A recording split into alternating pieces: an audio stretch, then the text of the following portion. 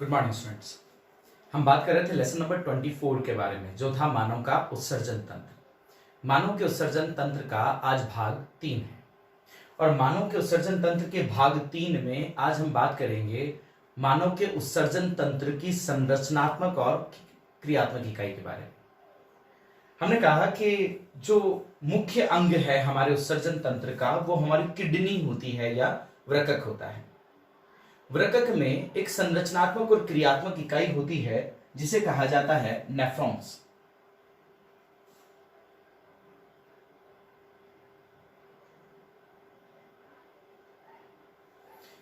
ये हमारे वृकक की संरचना को यहां हमने बड़ा किया हुआ है। ये बड़ी संरचना वृकक है, ठीक है। और इस वृकक के एक संरचना या एक पिरामिड को हम यहां पर निकाल लेते हैं, बड़ा कर लेते हैं, ठीक है। इस पिरामिड के इस हिस्से में ऐसी कई कुंडलित नलिकाकार संरचनाएं पाई जाती हैं। क्लियर? इन्हीं कुंडलित नलिकाकार संरचनाओं को हमारे वृकक की संरचनात्मक और क्रियात्मक इकाई कहते हैं। इन्हें नेफ्रॉन या वृक्काणु कहते हैं। क्लियर? तो नेफ्रॉन या वृक्काणु हमारे शरीर की संरचनात्मक और क्रियात्मक इकाई है।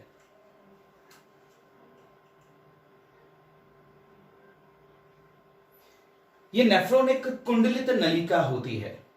प्रत्येक वृक्कक में इनकी संख्या लगभग 10 से 12 लाख होती है। क्लियर? नेक्स्ट बात करें, अगर इसकी संरचना की बात करें तो पहले स्थिति को और ज्यादा क्लियर कर लेते हैं हम। यहां ये पिरामिड और ये आपको कई नलिकाएं दिखाई दे रही होंगी, ठीक है। ये वास्तव में नेफ्रॉन्स ही हैं।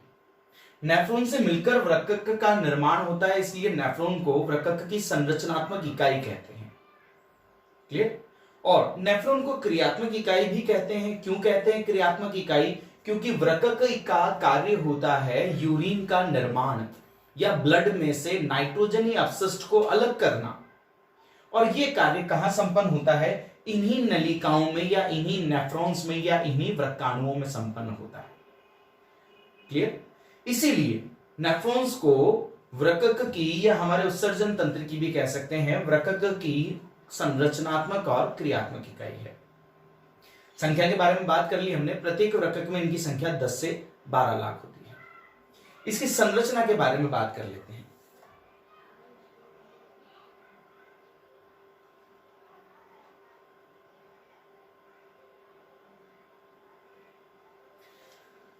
तो जो वृक्काणु या नेफ्रॉन है, ये नेफ्रॉन का कार्य यूरिन का या मूत्र का निर्माण है, जो ब्लड में से, ये रुधिर वाहिनियां हैं, रुधिर वाहिनियों में से नाइट्रोजनी अपशिष्ट को अलग करते हैं। इसके प्रमुख अंग कौन कौन से हैं? इसके प्रमुख अंग हैं ये संरचना बॉमन संपुट। यहां से यहां तक की ये संरचना कहलाती है ग्रीवा, और यहां से लेकर यहां तक की संरचना, ये जो नलिका आपको दिखाई दे रही है, इसे कहते हैं समीपस्थ कुंडलित नलिका। यहां पर इसे सीधे किया हुआ है, वास्तव में ये अति कुंडलित होती है। पहले वाले डायग्राम में हम इसको देख चुके हैं। उसके बाद ये यू आकार की जो नलिका है, इस यू आकार की नलिका को कहा जाता है हैनले का लूप। यहां से लेकर यहां तक की संरचना, ये पूरी, ये हैनले का लूप कहलाती है। उसके बाद यहां से लेकर यहां तक की जो संरचना है, इसे कहा जाता है, ये वाली संरचना, इसे कहा जाता है दूरस्थ कुंडलित नलिका। तो वापस ध्यान दीजिए, बॉमन संपुट, ग्रीवा, समीपस्थ कुंडलित नलिका, हैनले का लूप, दूरस्थ कुंडलित नलिका, और अंत में एक बड़ी नलिका होती है जिसमें कई नेफ्रॉन्स की दूरस्थ नलिकाएं आकर खुलती हैं। इन्हें कहा जाता है संग्राहक नलिका या संग्राहक नलिका। क्लियर? तो हम नेफ्रॉन की संरचना के इन विभिन्न भागों के बारे में डिटेल बात करते हैं।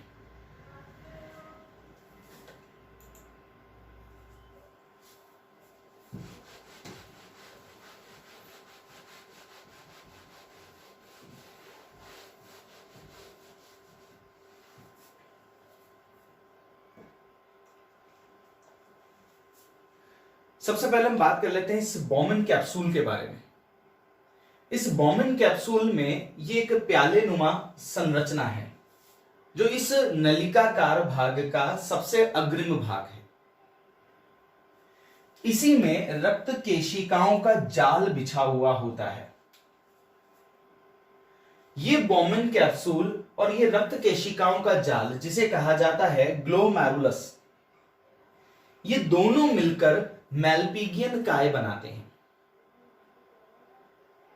इस मेलपिगियन काय में हमारे नेफ्रॉन के जो संरचना है वो ये प्यालेनुमा संरचना है। इस प्यालेनुमा संरचना को कहा जाता है बॉमन कैप्सूल या बॉमन संपुट। इस बॉमन संपुट की जो दीवार होती है वो अत्यंत पतली होती है और शल्काकार कोशिकाओं की बनी होती है।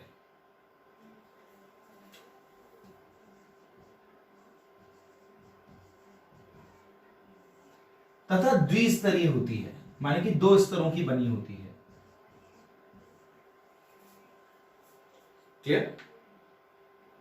इसकी जो आंतरिक भित्ति है, ये वाली आंतरिक भित्ति में विशेष प्रकार की कोशिकाएं पाई जाती हैं जिन्हें पादाणु या पोडोसाइट्स कहा जाता है।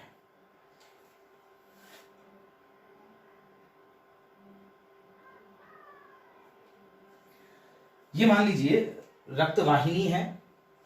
इस रक्तवाहिनी के नीचे आपको ये जो कलर का दिखाई दे रहा है, मैं इसको ब्लैक शेड कर देता हूं,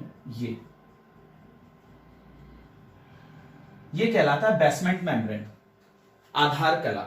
आधार कला के नीचे ये जो कोशिकाएं आप देख रहे हैं, ये कोशिकाएं, ये वाली कोशिकाएं, ये पोडोसाइट सेल्स हैं।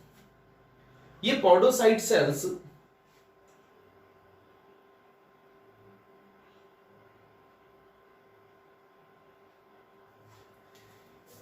ये रुधिर वाहिनियां हैं, या कह सकते हैं हम रुधिर केशिकाएं हैं। इन रुधिर केशिकाओं का निर्माण अभिवाही धमनी से होता है। ये जो धमनी केशिकाओं में रक्त को लेकर आती है या बॉमन संपुट में रक्त को लेकर आती है, इसे कहा जाता है अभिवाही धमनी या एफेरेंट आर्टरी। और जो रक्त को ले जाती है उसे कहा जाता है एफेरेंट आर्टरी या अपवाही धमनी। अभिवाही धमनी,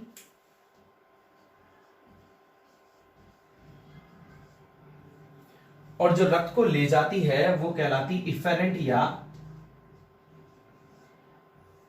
अपवाही धमनी। क्लियर? बॉमन संपुट की आंतरिक सतह पर पोडोसाइट्स कोशिकाएं होती हैं और ये जो केशिकाएं हैं, रुधिर केशिकाएं, पतली रुधिर वाहिनियों को केशिका कहा जाता है। शब्द ध्यान रखिएगा, केशिका, नोट कोशिका। किताब में कई जगह पर कोशिका शब्द आ गया है, वहां पर आप करेक्ट कर लें केशिका। तो केशिका की दीवार या केशिका की जो भित्ति होती है वो शल्काकार कोशिकाओं की बनी होती है और एकल स्तरीय होती है। केशिकाओं की भित्ति और अंदर की तरफ मौजूद होती है हमारे बॉमन संपुट की पोडोसाइट सेल से बनी कोशिकाएं। और इन दोनों की दीवारों के बीच में, केशिका की दीवार और बॉमन कैप्सूल की दीवार के बीच में होती है बेसमेंट मेम्ब्रेन या आधार कला कह सकते हैं। क्लियर? ये तीनों मिलकर एक परत का निर्माण करती है, एक स्तर का निर्माण करती हैं जो अपशिष्ट या नाइट्रोजनी तरल को छानने का कार्य करता है। इसे कहा जाता है ग्लोमेरुलर स्तर।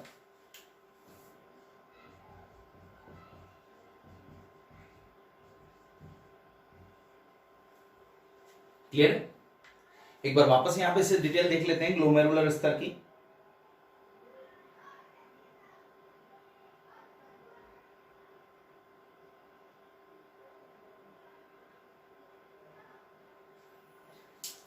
ये जो दिखाई दे रहा है ये ब्लड है, ये जो बह रहा है यहां पर white blood cells, red blood cells दिखाई दे रही होंगी आपको। ठीक है, ये केशिका की दीवार है, दीवार में पाई जाने वाली ये कोशिकाएं हैं। क्लियर? तो ये तो है रक्त केशिका या पतली रुधिर वाहिनियों की दीवार, ये रेड कलर की जो कोशिकाएं आपको दिख रही हैं। और नीचे जो आपको ये व्हाइट कलर की दूसरा रंग की जो कोशिकाएं दिख रही हैं ये पोडोसाइट सेल्स हैं और ये बॉमन संपुट की कैप्सूल है, सॉरी बॉमन संपुट की सेल्स हैं। इन दोनों के बीच में जो मैंने आपको ब्लैक मार्कर से यहां पर ड्रॉ किया है, ये है इन दोनों के बीच में पाई जाने वाली आधार कला। तो ये तीनों झिल्लियां मिलकर रुधिर केशिकाओं का शल्काकार स्तर, बोमेन संपुट का स्तर और उन दोनों के बीच में पाए जाने वाली आधार कला, ये एक झिल्ली का निर्माण करती है जिसे कहा जाता है ग्लोमेरुलस झिल्ली या ग्लोमेरुलर झिल्ली। क्लियर? इस ग्लोमेरुलर झिल्ली और इन पोडोसाइट सेल्स में बहुत महीन छिद्र होते हैं जिनकी वजह से रुधिर में मौजूद अनावश्यक अपशिष्ट पदार्थ छन कर बोमेन कैप्सूल में गिर जाता है। ये पोडोसाइट सेल्स देख पा रहे हैं, इसमें कई प्रवर्ध होते हैं और इन प्रवर्धों में सूक्ष्म कोशिकाएं होती हैं, दिख रहे होंगे आपको ये।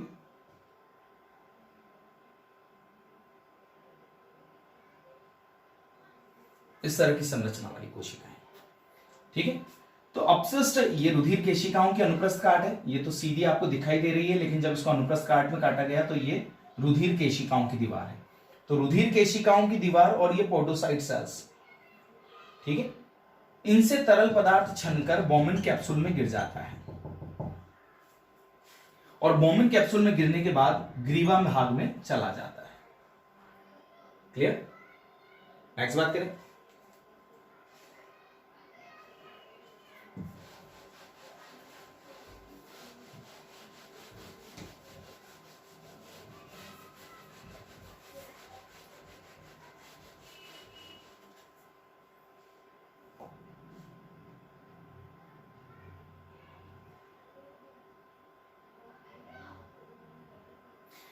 एक बार वापस देख लेते हैं।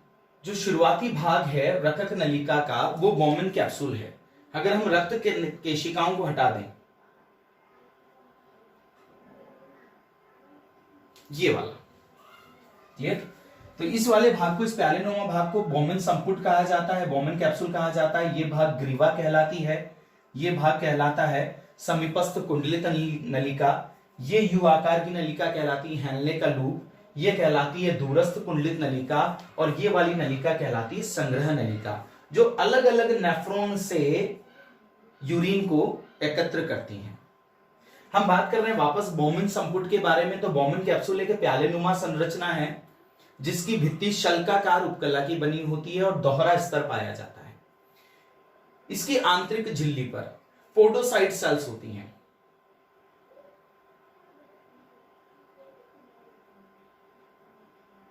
हमने बात कर ली इसकी आंतरिक सतह पर क्या पाई जाती है, पोडोसाइट सेल्स पाई जाती हैं। इन पोडोसाइट सेल्स के साथ रुधिर केशिकाओं की भित्ति मिलकर ग्लोमेरुलर स्तर बनाती है, एक झिल्ली बनाती है जिस झिल्ली से तरल पदार्थ छनता है और छनकर बोमेन कैप्सूल में आकर गिरता है।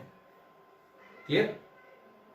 अब एक और चीज बात कर लेते हैं हम केशिका गुच्छ और या कह सकते हैं ग्लोमेरुलस के बारे में। केशिका गुच्छ सूक्ष्म महीन पतली भित्ति वाली रुधिर नलिकाओं का गुच्छा है। यह अत्यंत पतली रुधिर नलिकाएं केशिकाएं कहलाती हैं। किताब में कई जगहों पर इन्हें कोशिका शब्द गलतफहमी से लिख दिया है, तो वहां पर केशिकाएं कर ले। 2-3 जगह ऐसी हैं जहां पर केशिका शब्द है, केशिका, उसके स्थान पर कोशिका शब्द लिया गया है, ठीक है, तो करेक्ट कर लीजिएगा। तो रुधिर, पतली रुधिर वाहिनियां क्या कहलाती हैं, केशिका कहलाती हैं। रुधिर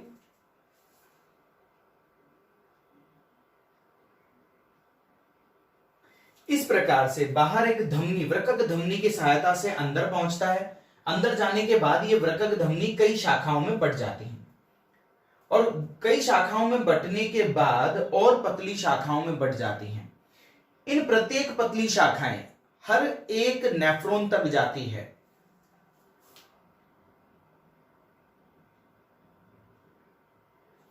ये वाली, इसे कहा जाता है अभिवाही धमनी। तो कई बार विभाजित होने के बाद एक धमनी प्रत्येक वृक्क के बोमेन संपुट या बोमेन कैप्सूल में जाती है और जाने के पश्चात कई सूक्ष्म नलिकाओं में, लगभग 50 सूक्ष्म नलिकाओं में विभक्त हो जाती हैं। ये सूक्ष्म नलिकाएं तो केशिकाएं कहलाती हैं। इन केशिकाओं में जो रक्त लेकर आता है उसे कहा जाता है अभिवाही धमनी। ठीक,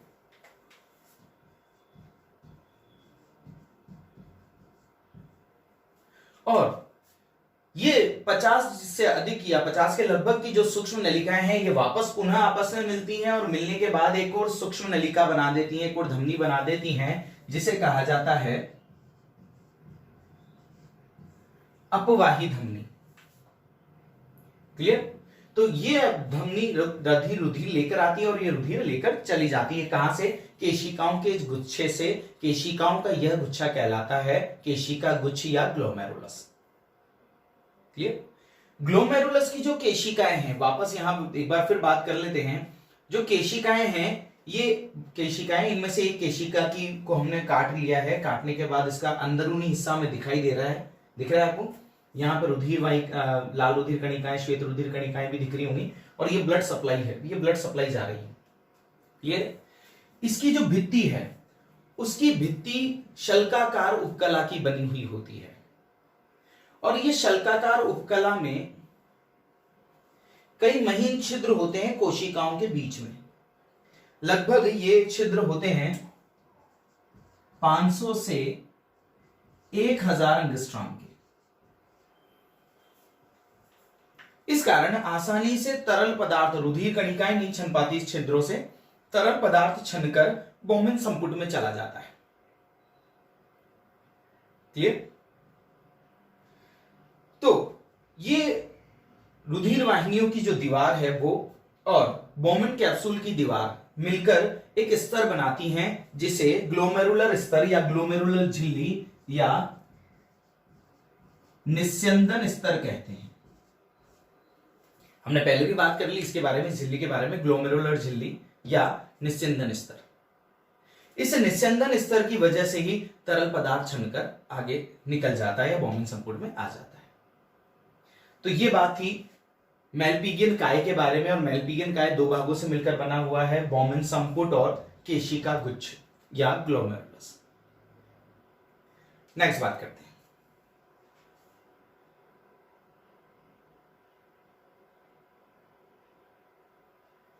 जो अगला भाग है बोमेन संपुट में, जब तरल छनकर आता है तो उसके बाद वो आगे गति करता है और आगे कहां जाता है, वो अगला भाग कहलाता है ग्रीवा भाग। ये ग्रीवा भाग अत्यंत छोटा भाग है और इसमें पाई जाती हैं रोमाभी उपकला कोशिकाएं, अर्थात ये रोमाभी उपकला कोशिकाओं की बनी होती ग्रीवा भाग। ग्रीवा भाग के आगे का भाग, ये ग्रीवा भाग, उसके आगे का भाग कुंडलित होता है। यहां पर कम कुंडलित बताया गया है। इसका जो यहां ये अति कुंडलित होता है, ठीक है, यहां तक। तो ये जो कुंडलित भाग आपको दिख रहा है, ये कहलाता है समीपस्थ कुंडलित भाग। अगर हम बात करें कि ये कहां स्थित होता है, तो हमने एक डिवाइडिंग लाइन बनाई है। वृकक का ये भाग कहलाता है कॉर्टेक्स और ये वाला भाग कहलाता है मेडुला। तो समीपस्थ कुंडलित भाग वृकक के कॉर्टेक्स भाग में पाए जाते हैं। बोमेन कैप्सूल भी कॉर्टेक्स भाग में पाया जाता है, दूरस्थ कुंडलित नलिका भी कॉर्टेक्स भाग में पाई जाती है। केवल हेनेले का लूप और संग्राहक नलिकाएं ये मेडुला भाग में पाई जाती हैं। नेक्स्ट बात करें।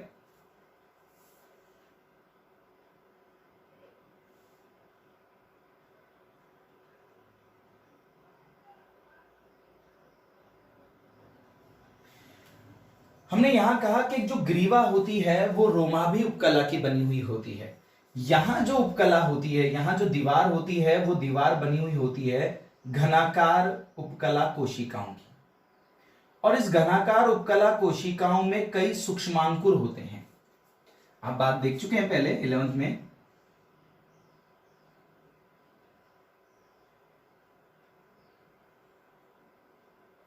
इस तरह के सूक्ष्मांकुर होते हैं। इन सूक्ष्मांकुरों के कारण अवशोषण की सतह का क्षेत्रफल बढ़ जाता है। क्लियर? इसी कारण समीपस्थ कुंडलित नलिका में जो तरल पहुंचता है, उस तरल में से ज्यादातर हिस्सा, लगभग 2/3 भाग, काम का भाग पुनः अवशोषित कर लिया जाता है। इस काम के भाग में जल होता है, ग्लूकोज होते हैं, कुछ अमीनो अम्ल होते हैं। क्लियर? तो वापस देख लेते हैं। समीपस्थ कुंडलित नलिका वृकक के वल्कुट भाग में पाई जाती हैं। इसकी जो दीवार होती है वो दीवार घनाकार उपकला कोशिकाओं की बनी होती है, जिसमें कई सूक्ष्मांकुर पाए जाते हैं और इन्हीं सूक्ष्मांकुर के कारण इस क्षेत्र में सतह की जो अवशोषण की सतह का क्षेत्रफल है वो ज्यादा होता है। इसी कारण आने वाले तरल का लगभग 2/3 हिस्सा पुनः अवशोषित कर लिया जाता है। यहां पर इन कोशिकाओं की एक और विशेषता है, इन कोशिकाओं में पाए जाते हैं माइटोकॉन्ड्रिया तुलनात्मक ज्यादा मात्रा में, जो अवशोषण के दौरान ऊर्जा को पहुंचाते हैं, या यूं कहें कि सक्रिय अवशोषण में सहायता करते हैं। अवशोषण के लिए यहां ऊर्जा की आवश्यकता होती है और वो ऊर्जा कौन प्रोवाइड करवाता है? इन घनाकार कोशिकाओं में पाए जाने वाले, ज्यादा मात्रा में पाए जाने वाले माइटोकॉन्ड्रिया। इन्हीं माइटोकॉन्ड्रिया के कारण इस भाग में सक्रिय अवशोषण तीव्रता से होता है। नेक्स्ट बात करते हैं हेनले के लूप के बारे में। तो समीपस्थ कुंडलित भाग का जो अगला भाग है वो अगला भाग एक यू आकार की नलिका है, जिसे हेनले का लूप कहा जाता है। स्थिति की बात करें तो ये वृक्क के मेडुला पार्ट में पाया जाता है या मध्यांश भाग में पाया जाता है। इसे दो भागों में बांटा गया है, एक को कहा गया है अवरोही भुजा और दूसरी को कहा गया है आरोही भुजा।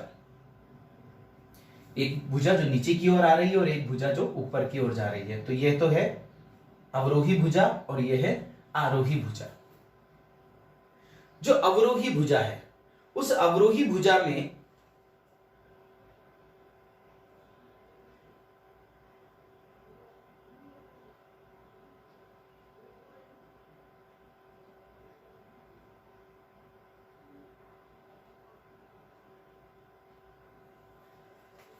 यहां पर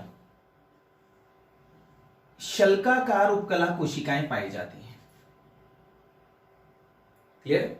और जो अवरोही भुजा है वहां पर वापस कैसी कोशिकाएं पाई जाती हैं? घनाकार कोशिकाएं पाई जाती हैं।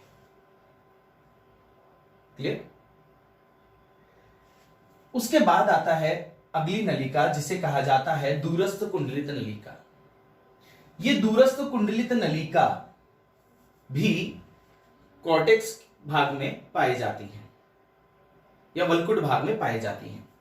इनमें भी समीपस्थ कुंडलित नलिका की तरह घनाकार कोशिकाएं होती हैं, लेकिन उनमें सूक्ष्मांकुर नहीं पाए जाते हैं, यानी कि सूक्ष्मांकुर एब्सेंट होते हैं। क्लियर?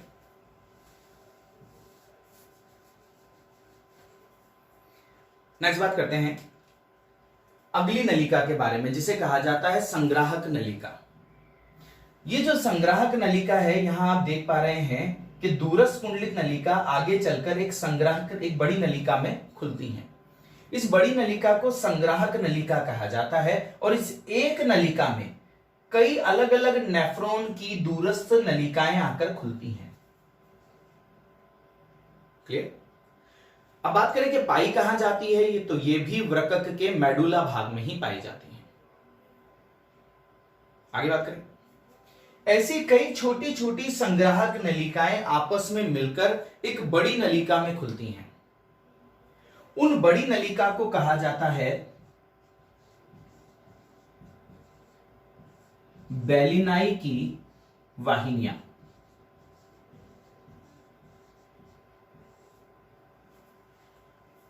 बेलिनाई की वाहिनियां। क्लियर? फिर ये बेलिनाई की जो वाहिनियां हैं, ये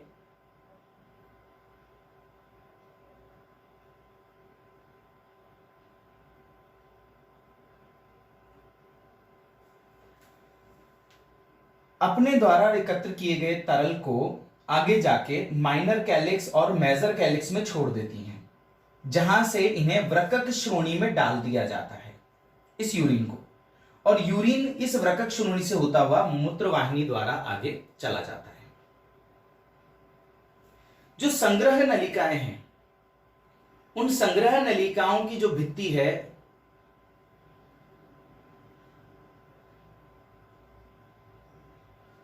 ये संग्रह नलिकाएं, इनकी जो भित्ति है वो स्तरित ग्रंथिल उपकला की बनी हुई होती है। किसकी बनी होती है?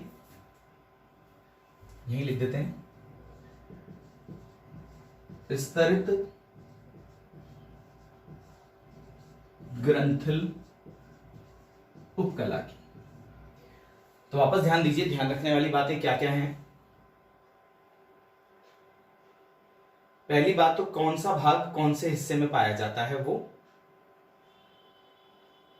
ठीक है। और इनकी जो भित्ति है वो किन किन की बनी होती है। बॉम्बिन संपुट की बनी होती है शल्काकार उपकला की, समीपस्थ कुंडलित नलिका की बनी हुई होती है घनाकार उपकला जिस पर सूक्ष्मांकुर पाए जाते हैं, माइटोकॉन्ड्रिया ज्यादा होता है, सक्रिय अवशोषण में सहायता मिलती है।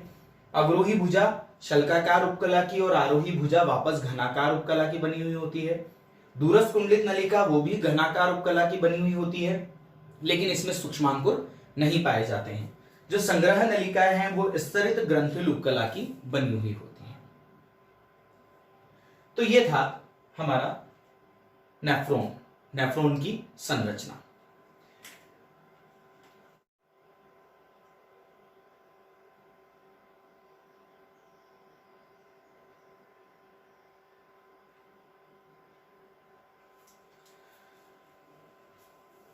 इसके अगले भाग में हम बात करेंगे वृक्क के विभिन्न भागों से जब तरल होकर गुजरता है तो अंत में यूरिन का निर्माण कैसे होता है। आज के लिए बस इतना ही। Thank you.